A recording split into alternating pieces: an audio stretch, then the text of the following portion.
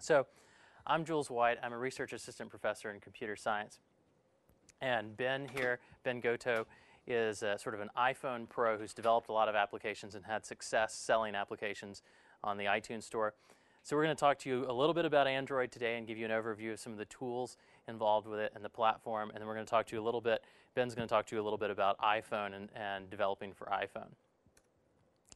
So some of the problems that you would think of with mobile development, typically you think, well, it's something really low level that I have to work with. I have to deal with this device. What happens if I write some code and I put it on the device and it's not working right? How do I actually go about debugging that? Or I have this great idea for an app that combines all of these different things. How do I actually put them together into some type of application that I can use? So how do we get through all of these problems in mobile development and work with them?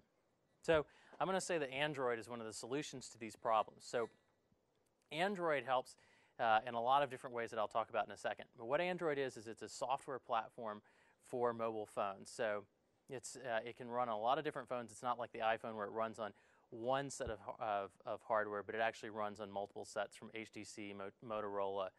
And there's actually talk of using Android for other things like the displays that you see on TVs, like using the menuing systems and building them on top of Android, or maybe building simple gaming devices based on Android. So there are lots of different potential uses for Android. And what it is it's the software that you run on one of these devices and sort of the libraries associated with them. So what is it about Android that's really cool? Well, the really interesting thing that they did with Android is they made it so that you don't have to know any low-level languages anymore. You don't have to understand these nitty-gritty details of the devices. You can write everything in Java.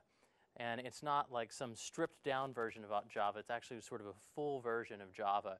And you have a lot of the core libraries that you would have on any other Java development kit, as well as some other ones that Google provides, like libraries for Google Maps or libraries to interact with Google Contacts. So there are lots of interesting things. So from a programmer's point of view, this greatly simplifies your life in terms of writing applications. You don't have to know any specialized languages anymore. All you need to know is Java. And to give you an idea of how nice this is and what a dream this is for a developer, I actually worked with 4 undergraduates on a research project this summer. And we had this crazy idea that we could take the sensors on the phones and we could use the accelerometers and the GPS data to try to detect traffic accidents. And then if we could detect traffic accidents on phones, your phone would sort of be like a personal black box. So whereas OnStar sits in a car, and it can detect traffic, accidents, your phone then can actually travel with you to different cars, and you don't actually have to purchase it as part of a car. So we had this idea of, could we go and do this?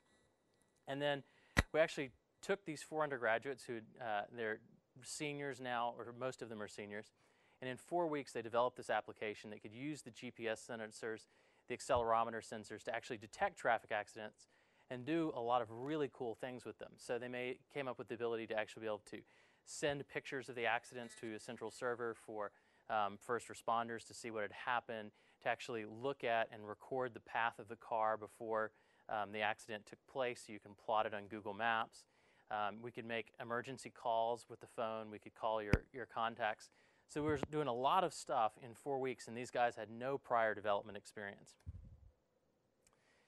Another place where Android really helps out is when it comes to debugging. So what happens if I make a mistake? How hard is it to figure out what's wrong?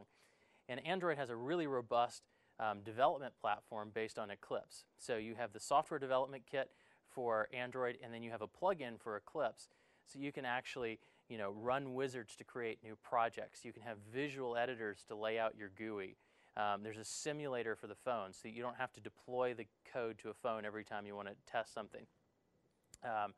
You can do really complex things too, like you can save a capture of a series of GPS points and actually run it through the simulator to make the simulator think it's moving through a particular location.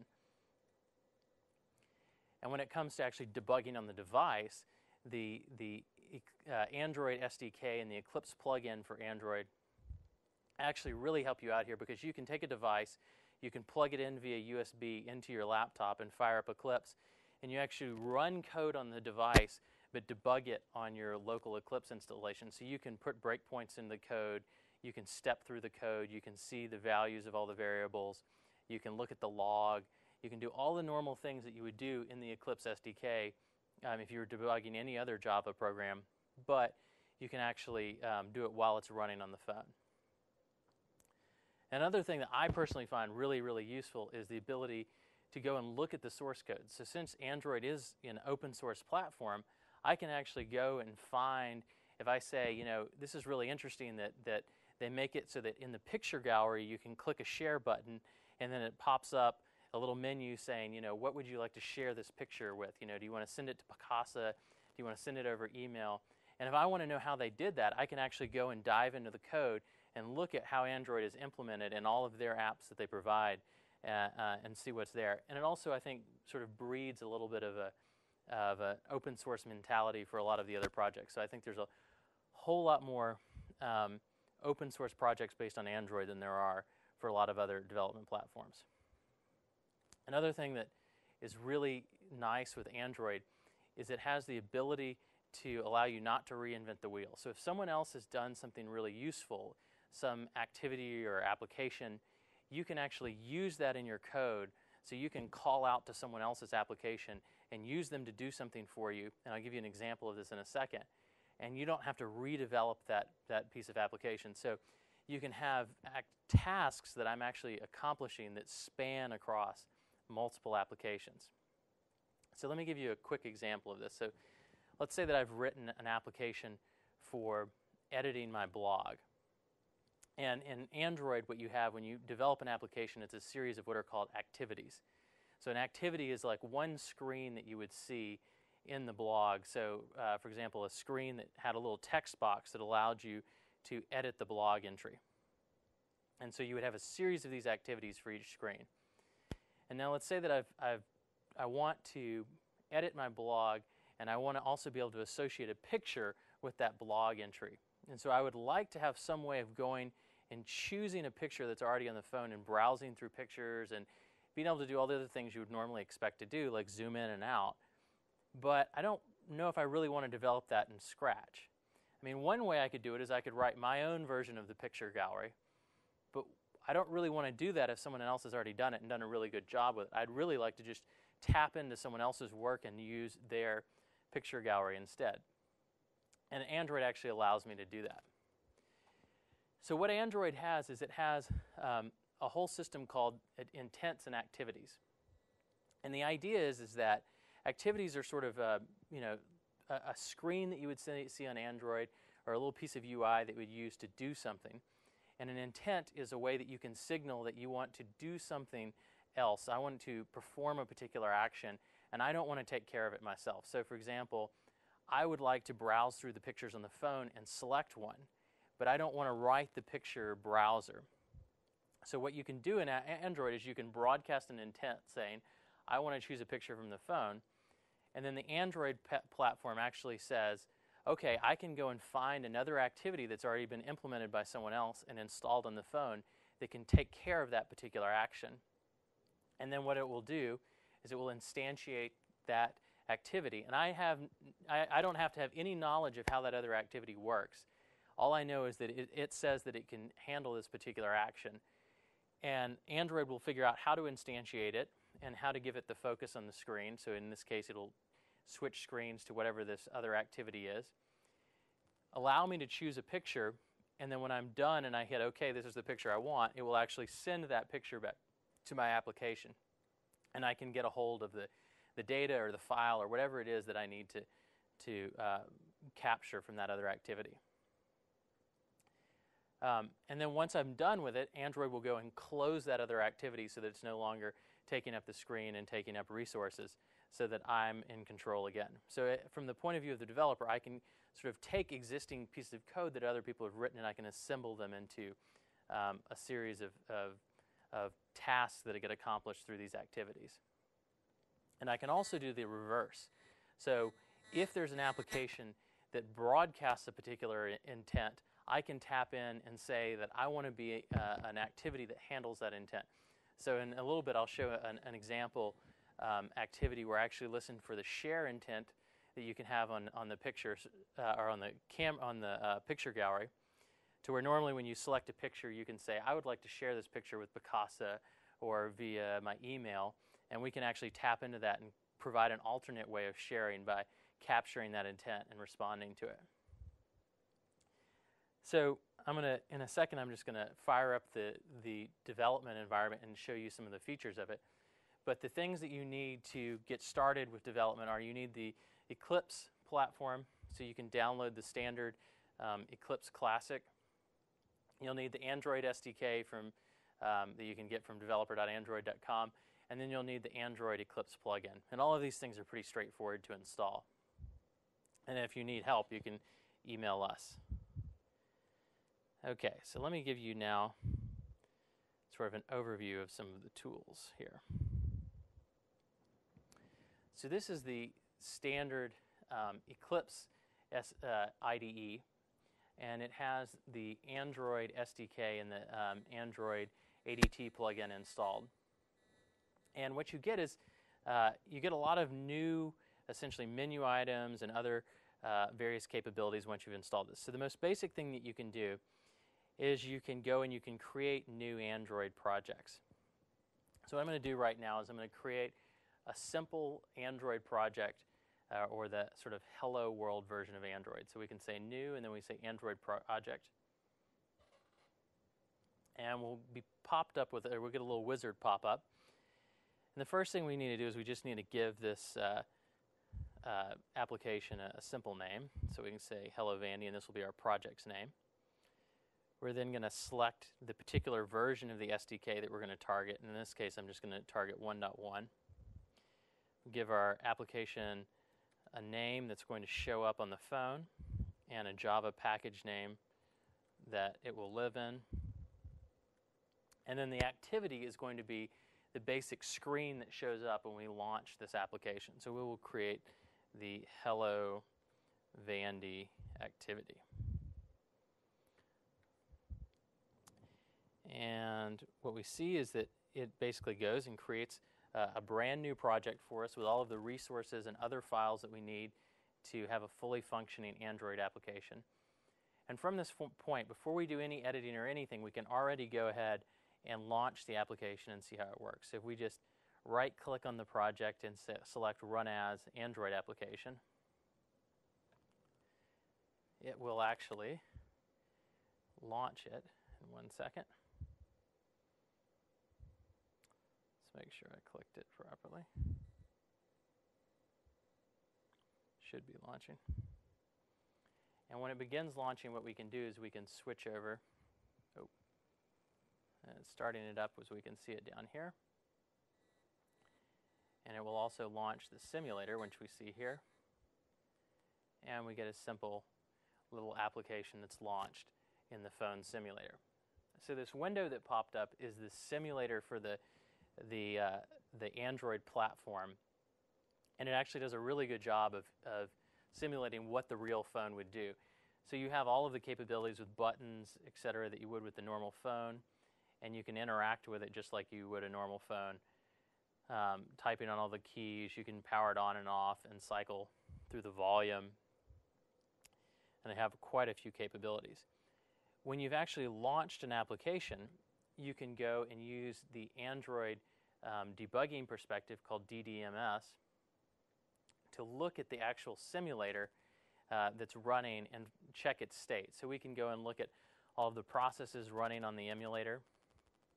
We can look at threads available in particular processes. If we've gotten one running and we have a breakpoint set, we can look at the File Explorer, so we can actually go into the file system for the device and we can upload different files. So I've uploaded a couple video files here.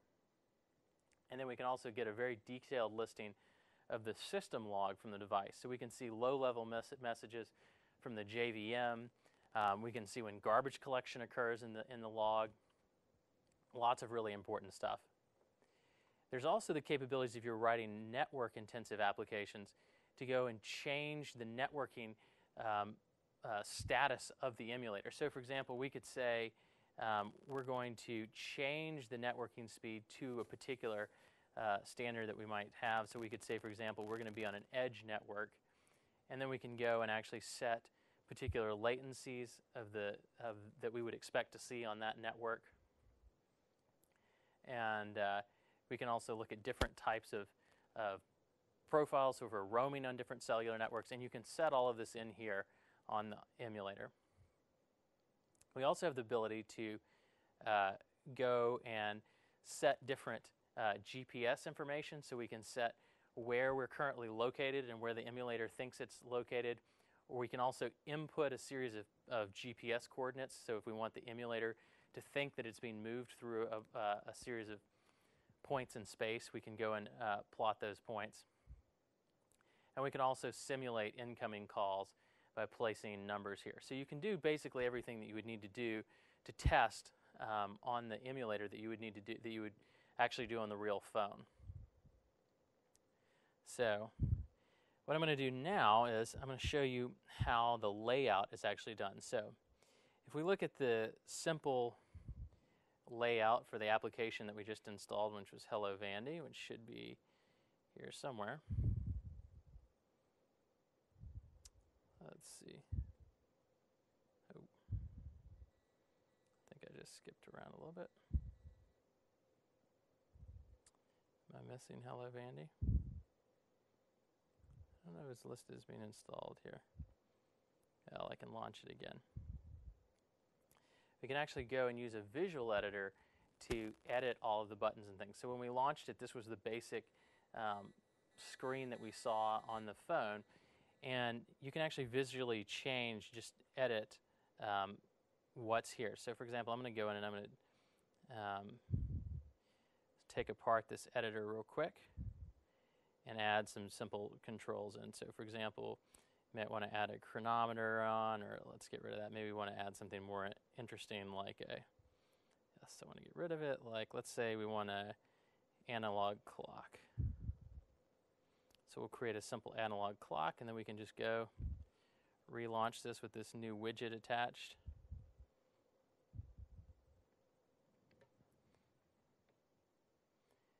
And it will fire it up in a second here. It's installing it.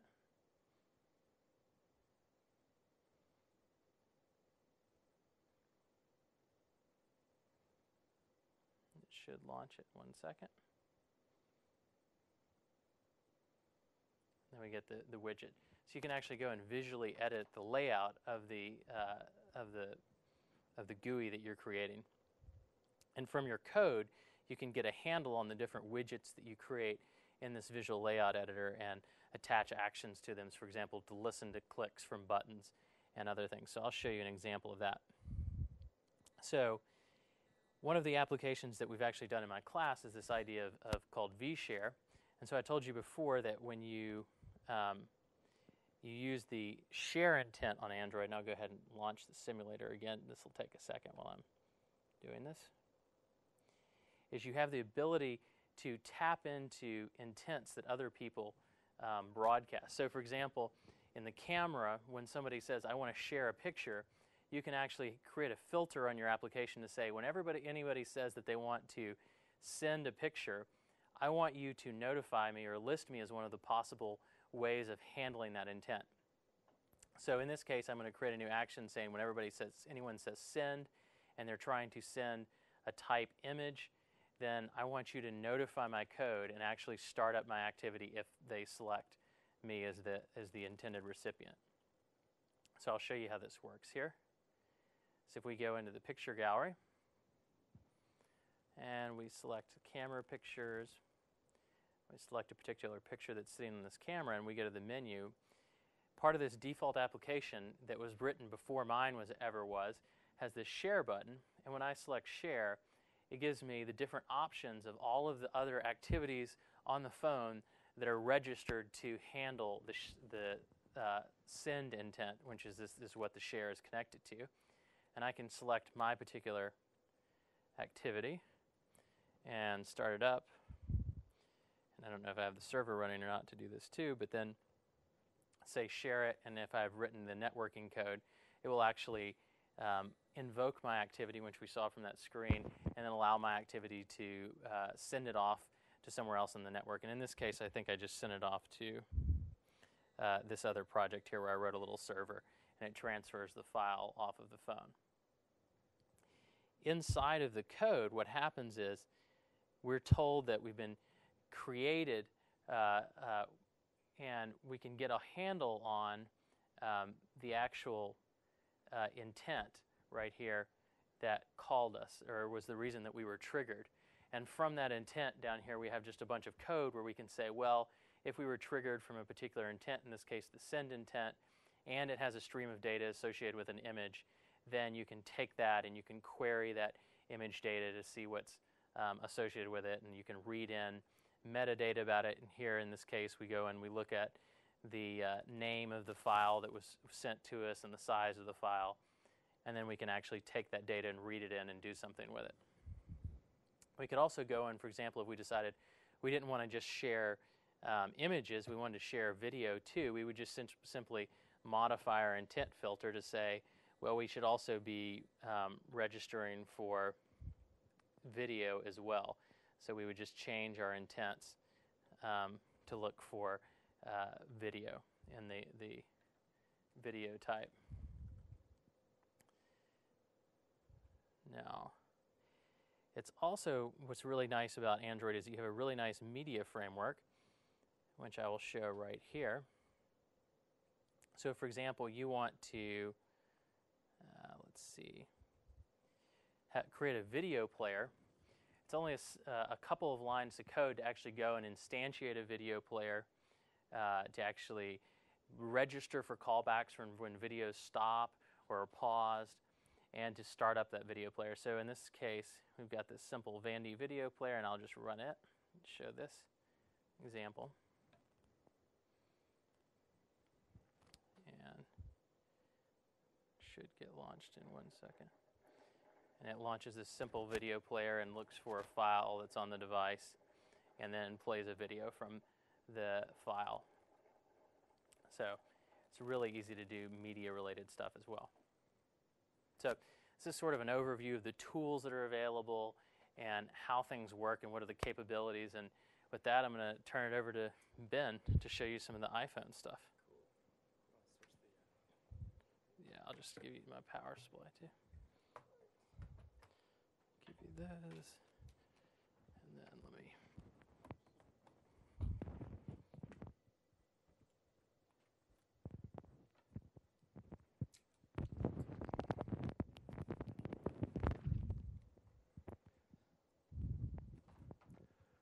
So let's see if this comes up here. Replay. All right, so my name is Ben Goto, and I'm going to give you guys a brief introduction to the iPhone SDK. We're going to kind of do a little compare and contrast with the Android platform. As Jules said earlier, I'm the author of 3 iPhone apps. My work's appeared in Macworld, 2OW, Gizmodo, and a whole lot of other places. I was a student recipient of the 2009 Macworld Apple Student Scholarship to go to WWDC. And you can see this is the front page of the App Store, and there's layers on there right there. It was a staff favorite a few weeks ago over the summer. So the iPhone SDK has a couple of requirements. It's available for free on Apple's website, but one of the largest stipulations is that you own a Mac. You have to have an Intel-based computer running macOS 10, and there's pretty much no way to get around that. You can deploy applications to a device, but it requires a $99 yearly subscription to ADC, which is Apple's developer portal. So you can download the developer SDK for free and play around with it on your own time. You get full access to the simulator, and you can test out all of your apps and try out everything. But if you actually want to run it on hardware, you have to pay the $99 fee. Applications that you want to submit for sale or post for free on the iTunes Store must be approved by Apple. I'm sure if you guys have been listening to the news recently, you've probably heard about their slightly draconian approval process and all that stuff. But if you have a paid app, they keep 30% of all the proceeds, and it's really not too bad. All right, so one of the things that people really hang up on when they're getting introduced to the iPhone SDK is ObjectiveC. ObjectiveC, people tend to think that it's a lot like C when it's really a lot more like Java. It is a thin, fully object-oriented layer on top of C, and it's really easy to pick up if you already know Java. ObjectiveC is used in all of the high-level APIs provided in both the iPhone SDK and on the macOS 10 platform. And they actually share a significant number of foundation classes. Basically, everything except for the UI code and UI-related classes is shared 100% completely between macOS 10 and the iPhone. So if you're familiar with macOS 10 programming, or if you're interested in getting into macOS 10 programming, doing the iPhone is very, very similar. So ObjectiveC also provides a lot of modern object-oriented concepts. It supports dynamic messaging. You can do runtime class introspection and dynamic class extension through things like ObjectiveC categories. We can talk about that a little later if you want to. One of the really great advantages of writing software for the iPhone platform is that ObjectiveC is fully backwards compatible with C and C++. So you can actually write C code or write C++ code and compile that all into your ObjectiveC application that runs on the iPhone.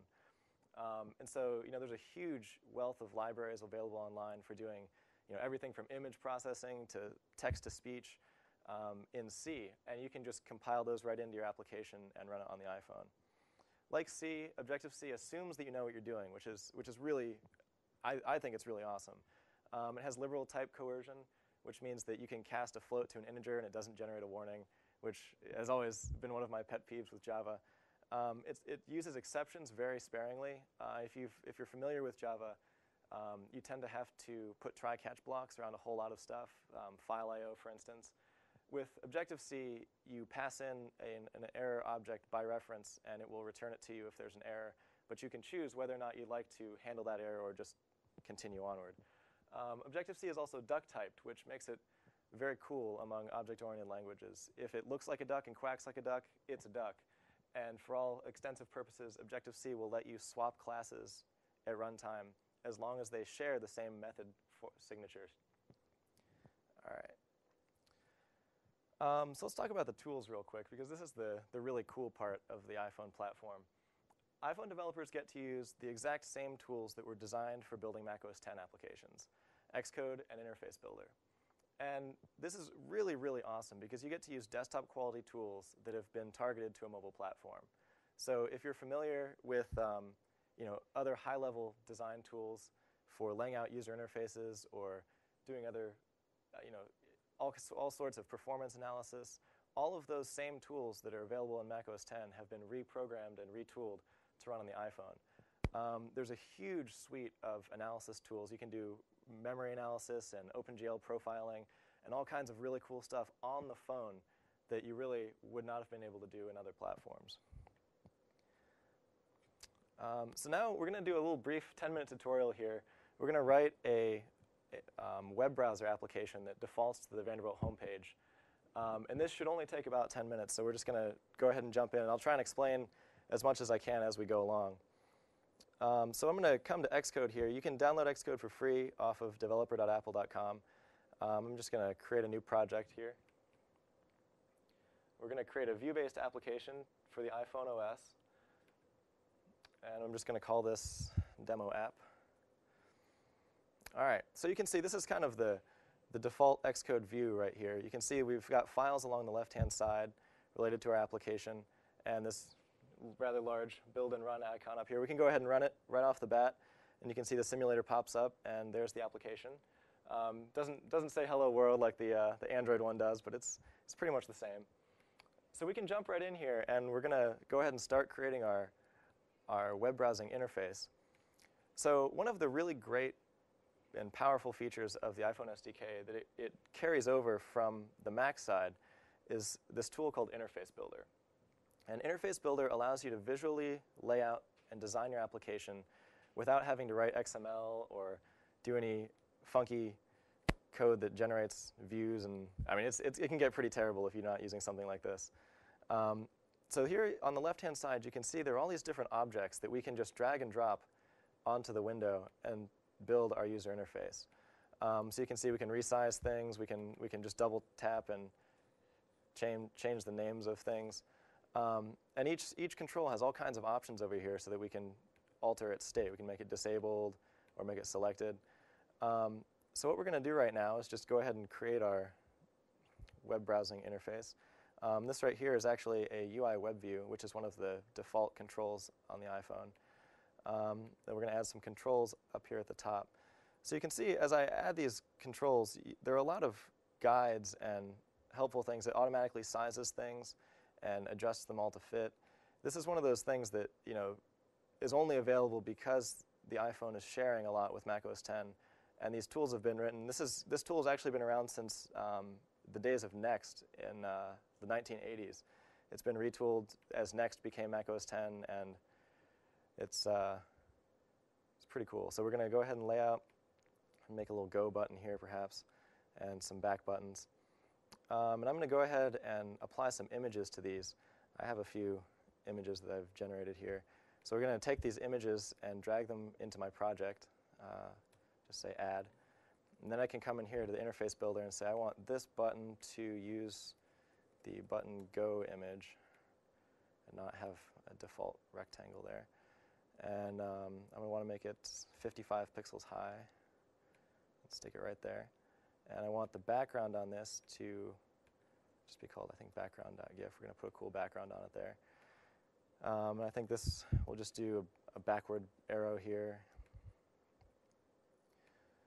So you can see it's pretty easy to lay out your design and create a nice looking application.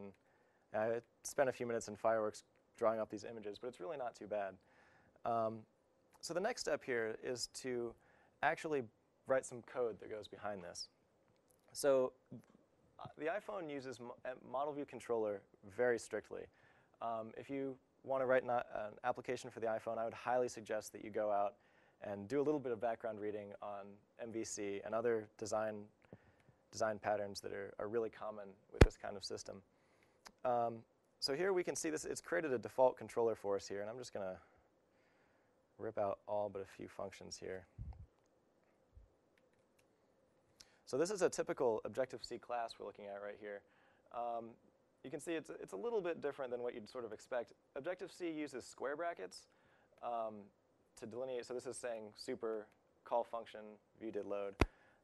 It's a fully dynamic language, and it actually uses message passing rather than function calling, which is a slight difference in terminology, but it basically means that all of these methods are linked at runtime, so that I could effectively swap out this function and it all goes to a lookup table, and it's one of the cooler underlying features of Objective-C. But so what we're going to do right now is create some outlets that tie our interface elements to things in our controller. So this is kind of one of the really important parts of MVC is binding your view that you've created to code and to your controller so that you can actually reference those objects. When you're doing things on the Android platform, you would have to perform a lookup, and you'd have to say, here's my view, go find me this object and return it. Whereas on the iPhone, we can declare interface builder outlets. I'm just going to create a few of them here.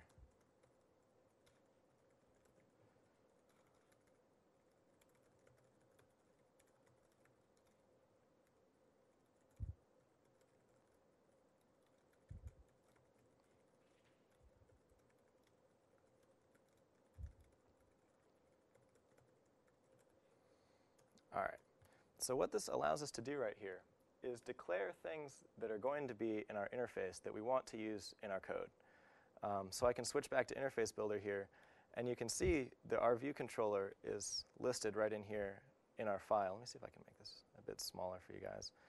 And so all we have to do to define these properties in our code is drag and drop and say, okay, I want that to be my web view. This is going to be my go button. And this is going to be my back button and the text field. So what we've just done is bound our user interface to our controller where we can write code. And now we can actually say, web view, do something, and it will refer to this web view. So that's definitely one of the cooler features of the iPhone development environment and also the macOS 10 development environment. So now the next thing that we have to do is write a few functions, because we want this go button right here to actually start loading a web page. How does file owner get defined? Files owner is defined in this particular view controller manually by specifying the class right here. Okay. And basically what happens is this interface file is dynamically unserialized from XML when the application is launched. So this is all actually XML we're editing here, but you never actually have to look at the XML. So this is an object that's dynamically created when that unserialization is taking place. And so it's never actually allocated in code, but you get a viewDidLoad function that tells you that it's been pulled out of the XML. Does that kind of answer the question? Yeah, and it will, like, if you wanted to associate that view with a different controller class, what would you just swap it up there manually where it says class? You would just change what's... Yeah, you would just change the class. And I believe you can also, you could create a protocol, possibly, that allowed you to bind it to many different classes. That's kind of complicated. But so the next thing that we're going to do is define a function. We're going to say load web page. And we want to call this function whenever someone presses the go button. And this is going to be the function that takes what we've put in the Earl field up here and tells the web view to load that page. And so I just defined it down there, and now I can actually take my go button and do a similar arrow down to here and say, when someone clicks that go button, I want to load the web page. And basically, that's all the code that, well, you don't have to write any code. That's all that you have to do to bind that button to a function in your controller. You can look at this thing right here. There are a lot of different states that you could bind to different actions. So it automatically said that the touch up inside of the button is going to load the web page. But I could have said, you know, when someone mouses over this button or when someone drags this button, I want it to run different functions. So now we can jump into here and actually write this function. Let's say that when we load the web page, first we want to get the URL that someone wants to load.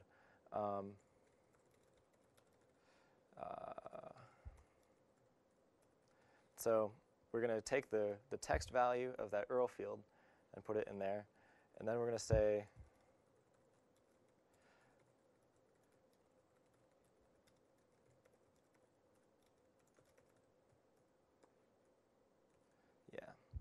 so this is a little bit of nasty nested code right here. But basically what we're saying is that we want the web view to request the page that's defined by this URL. And these different formatters right here, an NS-URL request can encapsulate a whole lot of other information. This could be a request for a specific, mimicking a specific browser type, for instance, or providing cookie information. But just in one line of code, we can very quickly do that. So let's go ahead and run this now. You can see it starts out pretty quickly. If we type in an URL right here and press the go button, you can see it takes a second, but there's the web page. So it called our load web page function, grabbed the URL, and then requested that within the web view. And there's a lot you get for free in the iPhone SDK. A lot of these classes are very nicely polished off. And you can see we can drag around, and I think we can even click on links and go to different pages of the Apple's website. So one of the really great benefits of the iPhone platform is that the documentation is fabulous. So you can see right here, this NS string, let's say I needed to do something with a string and I really had no idea what it was. You can option click on a class name and it brings up a little bit of information here. And we can click this button right here to view the documentation. So it just loaded up the string class reference. And we can see an overview of string objects, understanding characters, a complete list of all of the functions, and for most of them, a pretty complete description of what that function does and what the expectations are. You can see they also provide high-level overview companion guides that talk about string programming in general and how you'd want to organize different things. And you get a lot of this stuff because the iPhone SDK and macOS 10 share a lot of common frameworks. But if we even look at some of the iPhone-specific classes like UI button, there's a whole lot of documentation there as well. And so I would say that's one of the primary strengths of Apple's platform is that it's very easy to jump right in and get your hands dirty because they provide a lot of documentation and a lot of direction that will help you get started. But what we're interested right now in is the UI web view. Because as you could see, when I clicked on a button in the web view, it changed the web page, but it didn't update the URL field. And so if we want to make a web browser that allows people to click on links, the Earl field needs to change as you're navigating from page to page. So we can go down here and look at the UI WebView delegate. And delegates are a form of the observer pattern that allows you to jump from place to place and receive messages when things have changed in an object. So we're going to grab this function right here. And I'm just going to paste this in right here and say, I would like to know when the web view is about to start loading a request.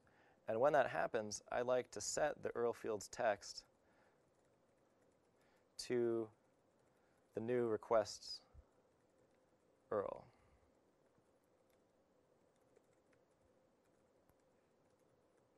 So what this is saying right here is that we're going to keep these things in sync so that if someone tries to load a new request in the web view, it'll update the field in the Earl as well. So in order to make this work completely, I'm going to define this same function in the .h file. It's kind of a throwback to C. That Objective-C does have H files and M files, so each class has a header that describes all of the functions in it, and then a separate file that actually provides the implementation of those functions.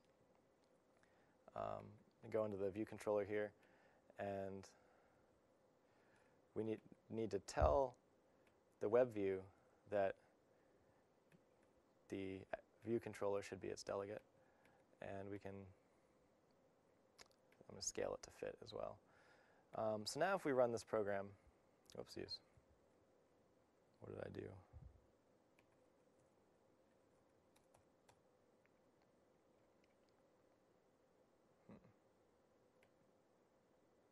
Okay, so we're getting a quick look at some of the debugging options here.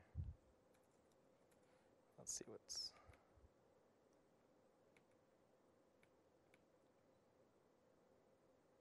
Oh, it's capitalized.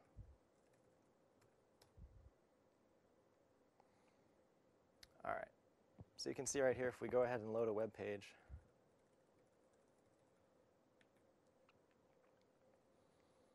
all right, there's our web page, and we can click a button here, and you see the Earl field just updated.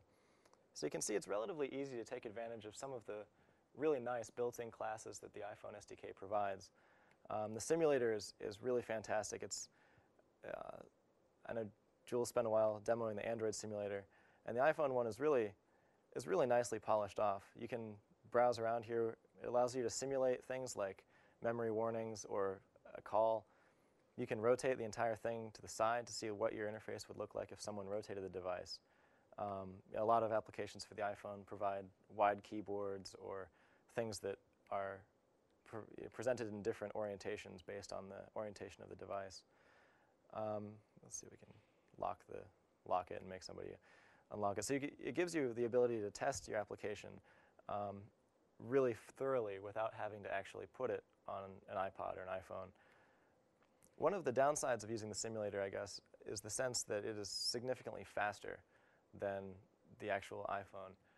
It can be kind of nice if you're testing something and it's not working, because you can test it over and over and over again really fast. But as far as actually emulating the speed of the device and the capabilities of the device, the simulator is much more powerful. So now let's take a step back and implement this back button here. Because going back is something that almost every web browser is going to need. And it's actually provided by default in the UI WebView class. So implementing the back button here, let's get back to Interface Builder. Implementing the back button is as simple as saying, when someone clicks on the back button, we want to go back. And we can relaunch our application. And you can see now when the back button is pressed, it's going to issue a method call on the web view, and we will go back. So we can click through a link here and press the back button, and you can see we can step back through our history. The built-in UI WebView class automatically maintains history and does all sorts of processing to make sure that things are cached.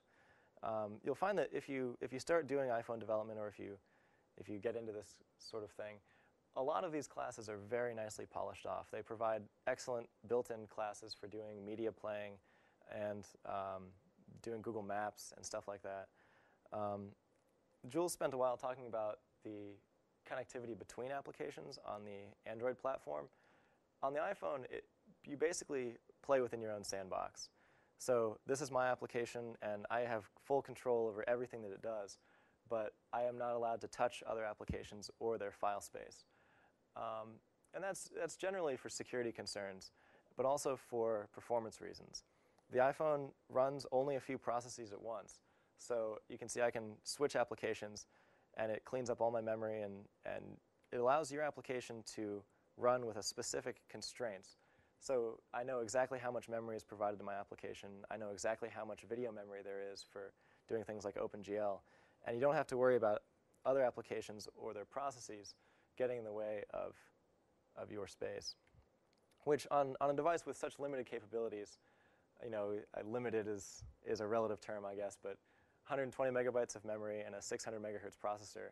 If you really try and push the capabilities of the iPhone, you'll find that it's very nice to know where your limits are precisely. So I guess I have a couple minutes left. Does anybody have any questions? Is there anything? I can go back and talk in greater detail about something if you're curious, but. Can you talk a little bit about the delegate? Yeah. Okay, so a delegate is one of the really common design patterns in Objective-C. And it's based on the observer pattern, which we learn here at Vanderbilt in computer science.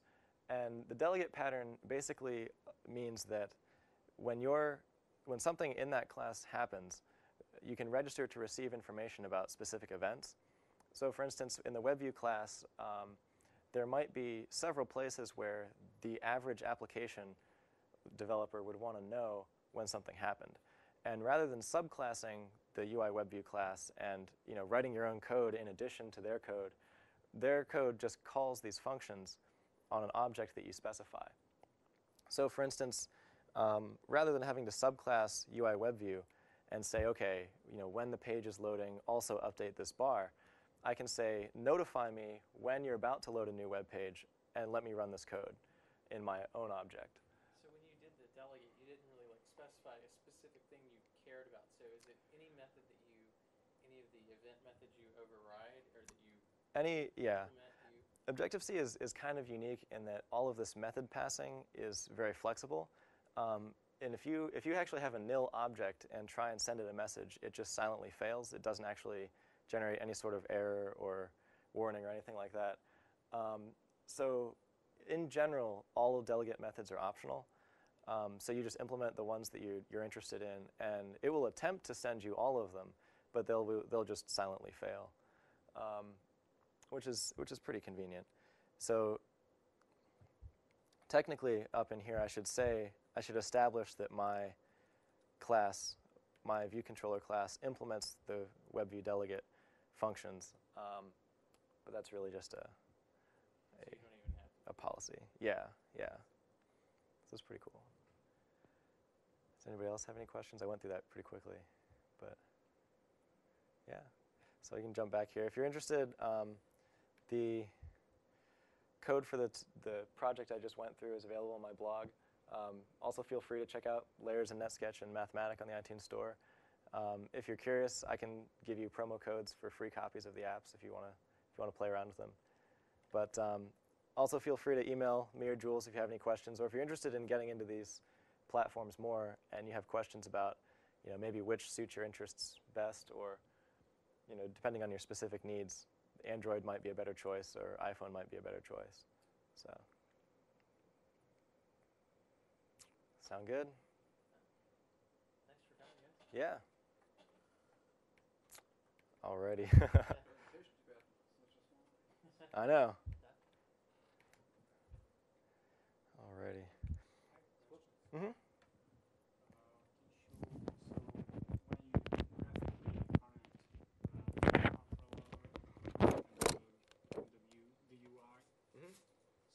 There's an XML file behind the scenes, so Right. can you show that? I think so. Let's see.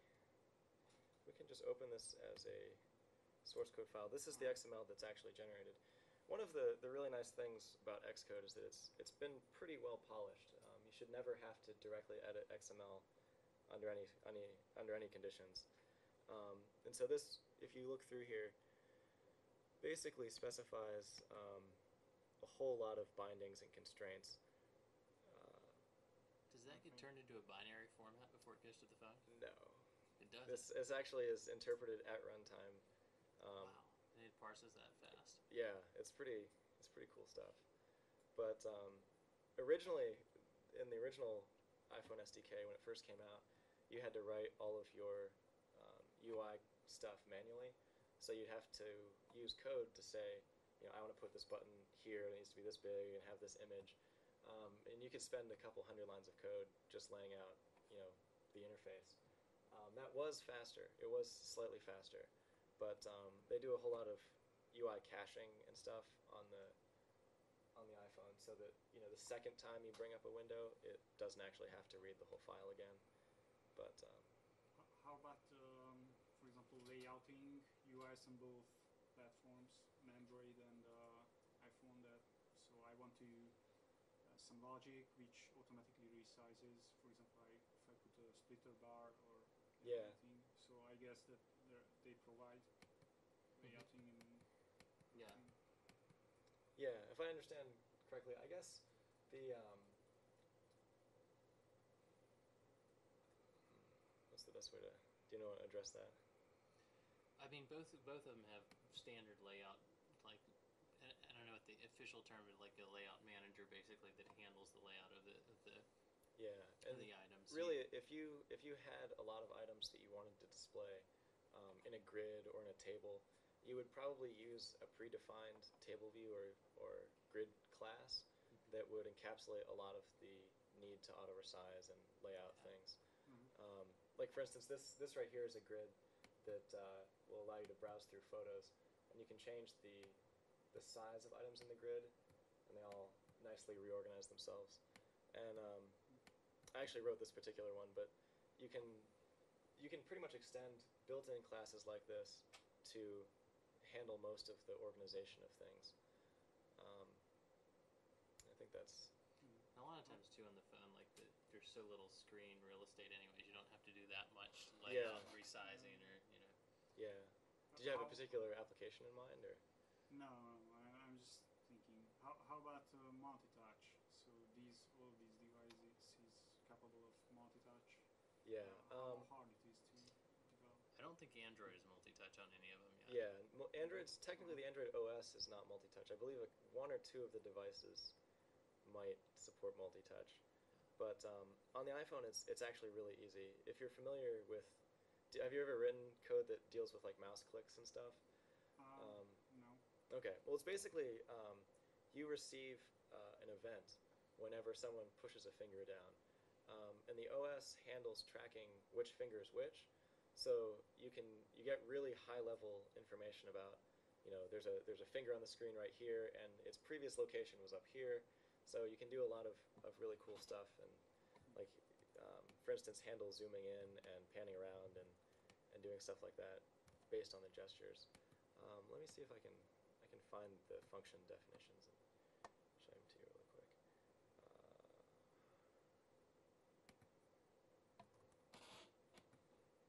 So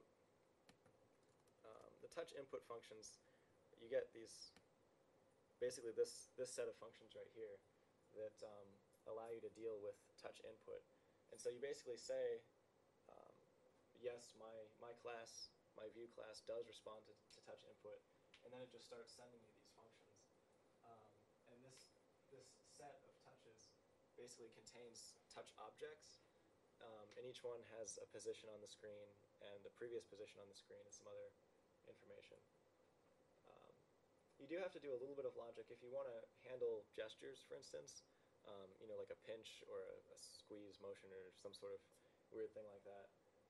You do have to do a little bit of processing on your own to say, okay, these two fingers are moving apart, so it must be a pinch motion.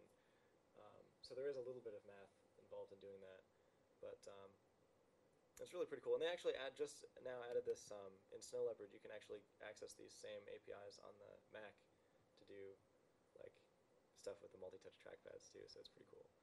But another question: if we are looking at Xcode, we can see pointers. I mean, Yeah. And so Android is Java based, so I guess you have garbage collection. How Yes. about the iPhone? Objective-C as a language is garbage collected, but on the iPhone, garbage collection is generally turned off for performance reasons. They implement a very simple retain-release model of reference counting and memory management.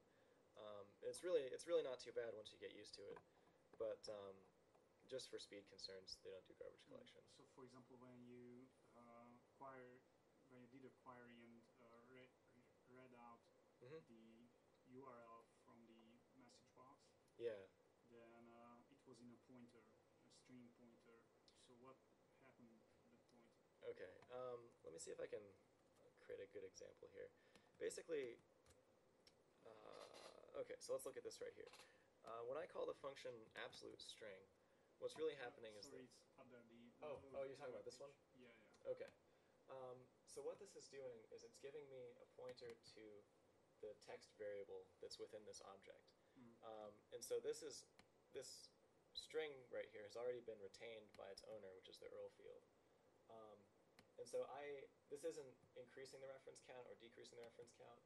So all I'm really doing is setting a pointer here. And so when I say like NSEarl with string, this is actually creating a new NSEarl object, right?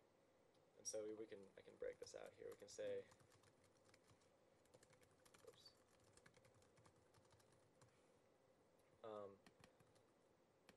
And so this is actually giving me an Earl object. And this is actually creating a new object because this is a class level function. But what this is essentially doing is saying NSEarl alloc init with string auto release. And what this does as far as reference counting is when you say NSEarl alloc, it mallocs memory for the NSEarl object and sets the reference count to 1. And then it performs some initialization and fills in the Earl field and some other, it sets it up basically. And then when I call auto release, it adds the NSEarl object to what's called an auto release pool. And basically, that allows you to collect objects, and as soon as the function ends, it'll release them all. And that memory will be destroyed. So It's kind of a garbage collection. yeah, so it's kind of faux garbage collection because this is all actually done within your code, but this auto release allows you to delay the deletion of memory just by a little bit. And what would happen is, I attached this actual Earl into this other NSEarl request right here. So this would increment the reference count again to 2 now that it's being used in this request. And so it actually wouldn't be released. So the memory wouldn't be destroyed because it's in use right here. But it's kind of messy. Luckily, I mean, this is one of the other really cool things. If I do something like this that's not releasing memory properly, if you run the static analyzer that's built into Xcode, it'll tell you right here that I'm creating this actual Earl and that memory is being leaked. So kind of helps you get up to speed on the whole retain release thing quickly. So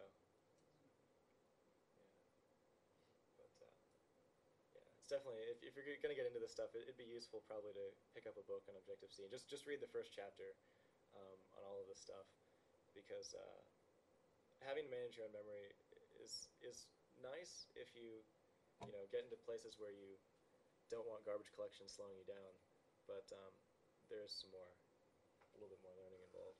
What was the handy-dandy keyboard shortcut you used to pull up the documentation for a particular? You just hold down Option and double-click on something, and it gives you an abstract right here, which usually isn't too useful in sample code and stuff. Okay. And then you can just you can click the H to see the header file for that class, Okay. or the little dongle here for the documentation. Okay, cool. But yeah, that's really handy. Yeah. I imagine I think the reason there are so many applications on the store is really partially because the documentation makes it easy to kind of discover this stuff. Yeah. But I think that's sort of one of the trade-offs between the Android platform, which is open source, because if I had a question about like exactly how this function was implemented, I couldn't go look, like you can with the Android stuff, but it's pretty well documented, so you wouldn't need to. But Speaking about openness, we saw that saw these activities and that you can share an intent. And where is it stored? So if I develop such an activity, I want to share. So yeah, how is it really works behind that? So if you're so in your activity, if you say like, I want to be notified when this intent is broadcast, then when your application that contains that activity is installed, it reads the manifest file for that application and notices that it has an activity in there that's looking for this intent, and it sort of registers that little hook so that it knows about it. And the activity is just part of your installed application, and then when somebody else actually broadcasts, it just invokes your activity inside of your application. Yeah, but so it's not restricted to my cell phone. It's worldwide. So I mean, is there any? Oh no, it's restricted to your phone. Okay. It's restricted to it's what's. an OS level thing. I was So. thinking, wow. Yeah, no. That'd be bad. If somebody else's phone would start sending your picture or something, that would be. I guess you could make it a broadcast farther. You could, yeah. The applications themselves. So it's restricted to. It basically looks through everything you've installed on your phone and all of the registrations they have and what could handle it. Yeah, which is pretty cool. On the iPhone, you can register custom Earl handlers. So you can say like, if somebody tries to go to a web page that's instead of HTTP:// it's like myapp://. You can tell it that you want that URL directed to your application. So that's kind of a way that you can send information between programs on the iPhone, but it's not nearly as powerful as the Android solution. So you kind of get your sandbox to play in, and they don't want you messing with too much of the other stuff. Yeah, like Ben was saying, it's all process-based because essentially what happens is it fires a new process for the new activity.